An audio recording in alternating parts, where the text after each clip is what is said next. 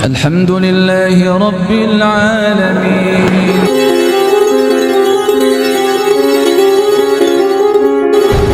Atau pakai kerah yang tinggi, yang di situ ada mix speaker yang bisa membisiki dan lain sebagainya. Di situ terjadi itu joki-joki. Nah, Allah Subhanahu wa taala dalam ayat ini adalah sebagai sang maha joki yang akan membisikkan, akan membukakan jalan keluar dari semua permasalahan. Ya ja'allahu makhrajan.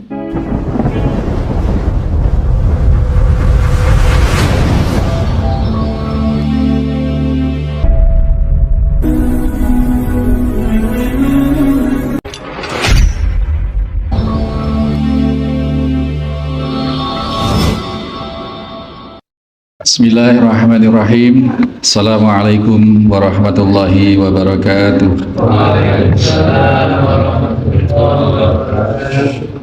Innal hamdalillah nahmaduhu wa nasta'inuhu wa nastaghfiruh wa na'udzu billahi min sururi anfusina wa min sayyiati a'malina. May yahdihillahu fala mudilla lahu wa may yudlil fala hadiyalah. Asyhadu an la ilaha illallah wahdahu la syarika lah. Asyhadu anna Muhammadan abduhu wa rasuluhu la nabiyya ba'dah. Allahumma shalli wa sallim wa barik ala Muhammadin wa ala alihi wa sahbihi wa mawala. Jamaah salat subuh Musholla Al-Hikmah Talkandang Situbondo rahimani wa rahimakumullah. Di beberapa ayat yang kita kemarin sudah bahas. Dan ini perlu kita pahami terus menerus sehingga kita benar-benar bisa menempatkan diri kapan berkata-kata dan kapan tidak berkata-kata. Monggo Pak Dedi.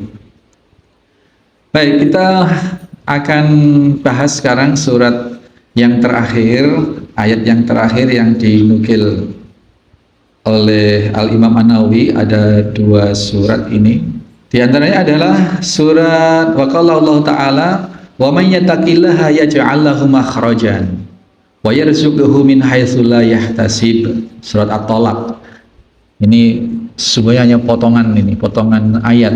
Ayatnya sebenarnya panjang tetapi diambil dari inti sari yang relevan dengan bab takwa ini. Surat At-Thalaq ayat 2 dan 3. Ini di ujung ayat 2, di awal ayat 3. Wahai orang-orang yang beriman, wa may yattaqillah, barang siapa yang beriman kepada Allah Subhanahu wa taala, yaj'al lahu makhrajan, maka Allah menjadikan baginya jalan keluar, solusi atau ya jalan keluar atau solusi atau jawaban-jawaban atas permasalahan-permasalahan kita. Setiap kita itu kadarnya kecil atau besar, itu semua mendapatkan satu tantangan kehidupan atau ujian. Wala nabluwannakum. Jadi setiap kalian ini diuji oleh Allah Subhanahu wa taala, dan ujian itu butuh dikerjakan. Ujian itu tidak boleh dibiarkan. Kalau anak sekolah ada ujian, dikasih kertas untuk dikerjakan. Nah, dikerjakan ini nanti hasilnya baik dan tidak baik. Ini yang ngerjakan. Tetapi kalau tidak dikerjakan, nah berarti ini perlu dipertanyakan ini. Sedang ikut sekolah atau tidak? Nah, mau tidak mau ketika kita menerima kehidupan, maka di saat yang sama kita akan menerima paket hidup itu. Ketika kita menyatakan diri anak kita sekolah, berarti sudah harus menerima paket kegiatan sekolah itu, yang mendapatkan pengajaran, ya ujian. Nah, ketika kita menerima paket kehidupan, maka kita mau tidak mau, keniscayaannya adalah juga menerima nikmat-nikmat dari Allah berupa hidup itu sendiri, udara, oksigen, rezeki, kesehatan, makanan, harta, anak, istri, suami. Itu semua kenikmatan-kenikmatan dari Allah. Di saat yang sama Allah juga memberikan paket kehidupan yang berupa ujian. Dan ujian itu tidak bisa tidak dihadapi, harus dihadapi. Itu. Wala nabluwannakum. Kenapa Allah memberikan ujian kepada manusia? Karena Allah sedang memberi peluang untuk bagaimana kita bisa membuktikan diri di hadapan Allah sebagai hamba yang hatta na'lamunal mujahidina minkum wassabirin, sebagai hamba yang bersungguh-sungguh dan hamba yang bersabar. Dan ketika sudah bersungguh-sungguh dan bersabar dalam konteks ini, maka itulah termasuk orang-orang yang bertakwa kepada Allah Subhanahu wa ta'ala. Kenapa sekolah memberikan ujian? Memberikan ujian semester, ujian tengah semester, ujian sekolah. Karena sekolah atau sistem pendidikan itu memberikan peluang bagi anak-anak didik untuk naik kelas, untuk membuktikan bahwa dia selama ini bersungguh-sungguh mengikuti pelajaran, untuk membuktikan bagi anak didik, untuk membuktikan bahwa dia layak mendapatkan nilai baik, layak mendapatkan penghargaan, layak naik kelas atau lulus sekolah. Demikian pula kita hidup di dunia diberikan paket-paket itu oleh Allah Subhanahu wa ta'ala dalam rangka apa? Dalam rangka kita diberi peluang oleh Allah untuk menaikkan derajat, untuk dipantaskan untuk naik derajat, naik tingkat, atau jadi satu portal, jadi satu momentum bahwa seseorang itu tidak naik kelas atau secara resmi ternyatakan dia sebagai siswa yang buruk nilainya. Di ujian ini, ujian dalam hidup pun juga demikian. Peluang bagi seseorang untuk menaikkan derajatnya, kemuliaannya di sisi Allah Subhanahu wa ta'ala, dan juga merupakan satu portal, satu momentum bagaimana seseorang itu akan jatuh martabatnya, jatuh nilai kemanusiaannya, kehambaannya di sisi Allah Subhanahu wa ta'ala. Kalau bisa menghadapi ujian itu dengan benar, lulus ujian, maka derajatnya naik. Apabila ujian itu dibiarkan begitu saja, tidak dikerjakan, tidak dihadapi, atau dihadapi dengan cara yang ngawur, yang salah, yang tidak sesuai dengan pakem si pemberi ujian itu, maka keluar dengan nilai yang buruk dan akan membawa ketidaknaikan atau ketidakmeningkatan, bahkan keterburukan dalam kehidupan. Nah, disinilah maka Allah mempersyaratkan agar bisa naik derajat, agar bisa lulus ujian, agar bisa menghadapi semua cobaan tantangan itu dengan mulus, agar memperoleh selalu jalan keluar. Maka rumus dari Allah Subhanahu wa ta'ala adalah bertakwa. Wa may yattaqillaha faj'al lahu makhrajan. Kalau sudah mengerjakan soal ini buntu, kalau sekarang kita kan pakai joki, Pak. Ujian masuk polisi, ujian masuk ASN, ujian masuk perguruan tinggi, banyak yang terkuak, terbongkar, punya joki, punya pembisik, ya, melalui handphone lah, melalui apa melalui earphone yang disalurkan ke pembisik itu, macam-macam caranya, atau pakai kerah yang tinggi yang di situ ada mix speaker yang bisa membisiki dan lain sebagainya. Di situ terjadi itu joki-joki. Nah, Allah Subhanahu wa ta'ala dalam ayat ini adalah sebagai sang maha joki yang akan membisikkan, akan membukakan jalan keluar dari semua permasalahan. Ya ja'allahu makhrajan. Bagi orang-orang yang bertakwa, maka akan dibukakan pintu-pintu jalan keluar itu. Maka benar adanya. Fa imma ya'tiyannakum minni hudan faman tabi'a hudaya fala khaufun 'alaihim wala hum yahzanun. Dikarenakan orang-orang yang bertakwa itu dijamin diberi jalan keluar oleh Allah, diberi jawaban atas semua permasalahan-permasalahan dunia akhiratnya.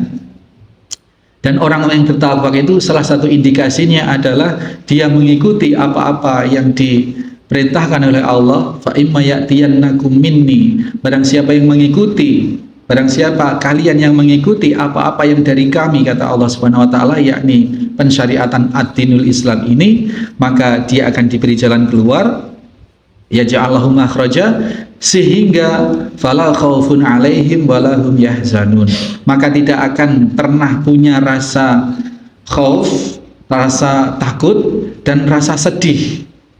Dikarenakan apa? Semua problemnya sudah Allah beri jalan keluar, maka tidak akan ada rasa sedih dan tidak akan pernah dihinggapi rasa takut atas problem-problem itu. Maka yang ada adalah gembira, bersyukur, senantiasa mampu bersyukur dari waktu ke waktu.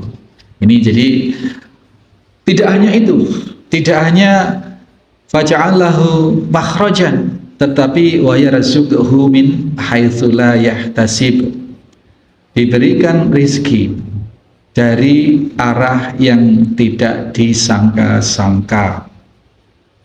Nah, kita bisa pahami rizki itu tidak hanya harta kan, tidak hanya berupa materi, tidak hanya berupa wujud benda, tapi rizki itu adalah berupa ketentraman hati, iman Islam, teman-teman yang baik-baik, ya, kemudian anak istri yang menyejukkan mata, menyejukkan hati, sebagaimana yang kita berdoa setiap saat, Rabbana hab lana min azwajina wa dzurriyyatina qurrata a'yun waj'alna lil muttaqina imama. Ya Allah, jadikanlah kecintaan di antara kami dan jadikanlah pasangan hidup kami, anak-anak kami menyejukkan mata apabila dipandang, dan jadikanlah mereka, kami semua, panutan bagi orang-orang yang muttaqin. Ini sekedar lebih dari sekedar permohonan atau doa, Bapak sekalian.